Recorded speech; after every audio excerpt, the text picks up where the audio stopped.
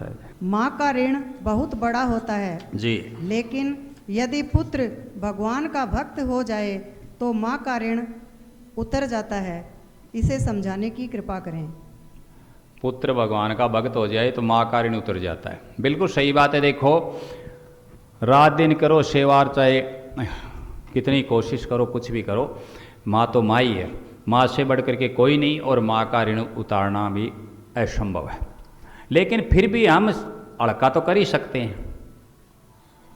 आप क्या पूछ रहे हैं कि माँ का ऋण पुत्र भगत हो जाए तो कहते हैं उतर जाता है। देखो, ऋण का मतलब होता है भार, या बोझ कह दो या कर्ज कह दो, एक ही बात है।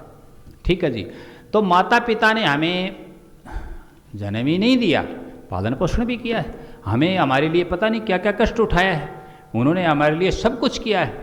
आप माँ दुखी होकर के, खुद गिल्ले में सो करके, खुद बच्चे के टट्टी पेशाब में रह करके, और बच्चे को अच्छी जगह अच्छे में रखती है, अच्छे में सुलाती है, उसके लिए पता नहीं, मतलब माँ बच्चे पर कुर्बान होती है, न्योछावर होती है एक प्रकार से, समझ गए ना, कि उसकी ममता होती है और वो ममता के कारण कुर्बान होती है। ठीक है जी। सब माताओं की बात नहीं कर रहा, कोई कोई बच्चा खानी हो, ऐसा ही भजनों में आया है। ठीक है ना। हाँ, कोई कोई माता करे पालना, कोई बच्चा खानी हो, एक भजन में आया है। तो अब क्या है कि पुत्र बन जाए भगत, आपके प्रश्न के अनुसार पुत्र भगत हो जाए, सेवा करेगा, भगवान की भक्ति करेगा, परमार्थ करेगा, परोपकार करेगा, एक माता नहीं हजारों माताओं को लाभ मिलेगा, सारा ऋण उतर जाएगा, क्योंकि परमार्थ कर रहा है, सेवा कर रहा है।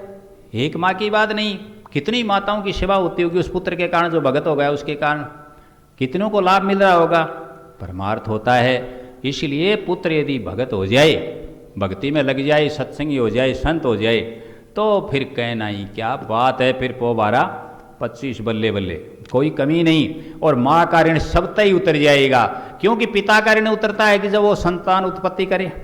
ठीक है जी। गुरु का ऋण उतरता है कि गुरु की शिक्षा को आगे बढ़ाए। देखो, 3 मुख्य ऋण होते हैं, वैसे 4 भी बताते हैं, लेकिन मैं 3 मुख्य मानूंगा, जिनमें देव ऋण, प्रकृति सारी, अग्नि वायु नभ भूमि जल जो हमें सब कुछ दे रहे हैं, देव ऋण हो गया। एक हो गया पितृ ऋण, माता पिता का, और तीसरा हो गया ऋषि ऋण कह दो, चाहे ब्रह्म ऋण कह दो, चाहे गुरु ऋण कह दो। ठीक है जी। अब देव ऋण तो उतरेगा, प्रकृति के अंदर हम पेड़ पौधे लगाएंगे, प्रकृति को आगे बढ़ाएंगे, जीव जंतुओं की सेवा करेंगे, और चीज़ करेंगे, प्रकृति को संजो करके रखेंगे, हम मालिक का नाम लेंगे, तो देव ऋण उतरेगा। ठीक है जी। और हम माता पिता की सेवा करेंगे तो पितृ ऋण से मुक्ति मिलेगी।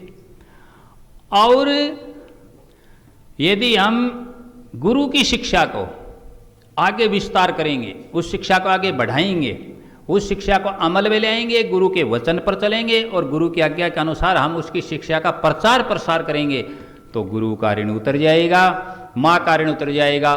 जब और माताओं की सेवा होगी, सबकी सेवा होगी, बेटा भगत बन गया। इसीलिए तो ये कहा गया कि जननी जने तो भगत जने, जननी जने तो भगत जने, के दाता के शूर, नहीं तो बांझी भली मति गमाजे नूर। इसलिए भगत की प्रशंसा की गई है। बेटा भगत हो गया, कोई ऋण नहीं रहा, सारे ऋण उतर गए। सतनाम सत साहिब।